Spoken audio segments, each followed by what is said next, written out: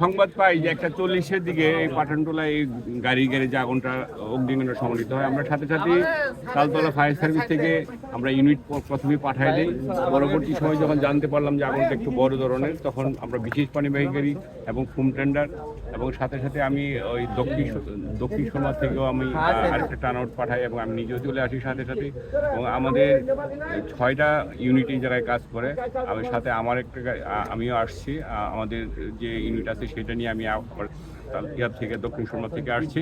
তো আমরা যখন এসে আমরা অনেক ভয়াবহ অবস্থায় দেখতে পাই আগুন, তবে আমরা ইনশাল্লাহ খুব দ্রুত গতিতে আমরা পাশের ভবন এবং বাসাবাড়ি সেগুলোকে আমরা সেভ করি, এর মধ্যে আমরা নিয়ন্ত্রণ করে নিয়ে আসতে পেরেছি। এখন আপাতত আমাদের আগুনটা এখন নিয়ন্ত্রণে আছে, সম্পূর্ণ নিয়ন্ত্রণে আগুনটা আছে, তবে অনেকক্ষণ সময় লাগবে।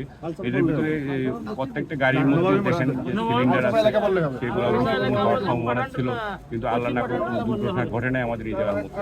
সেটা অগ্নিকাণ্ডের সূত্রপাতটা আসলে এখনো আমরা অগ্নি নির্বাপনে এখনো শেষ হয় নাই, কাজ চলতেছে। তো কি কারণে আগুনটা সংঘটিত হয়েছে এই মুহূর্তে এটা বলা যাচ্ছে কি পরিমাণ ক্ষয়ক্ষতি হতে পারে বলে ধারণা করছেন? সেটা বলা যাচ্ছে না। তদন্ত সাপেক্ষে এবং কারণটা এবং ক্ষয়ক্ষতিটা আমরা তদন্ত সাপেক্ষে। কোনো ক্ষয়ক্ষতি ঘটেছিল কিনা এখানে?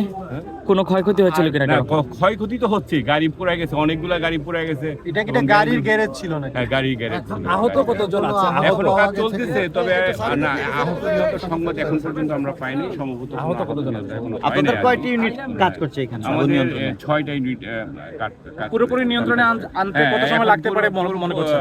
আমরা পুরোপুরি নিয়ন্ত্রণে এখন আছে, কিন্তু সম্পূর্ণ নির্বাপনটা এখন একটু সময় লাগবে। এখানে পানি নিষ্কাশনের কতটুকু? না, আমরা আমাদের পানির গাড়ি ছিল, পর্যাপ্ত গাড়ি ছিল এবং পানির সোর্স আমরা পেয়েছি, সেই জন্য আমাদের ইনশাআল্লাহ ঠিক আছে।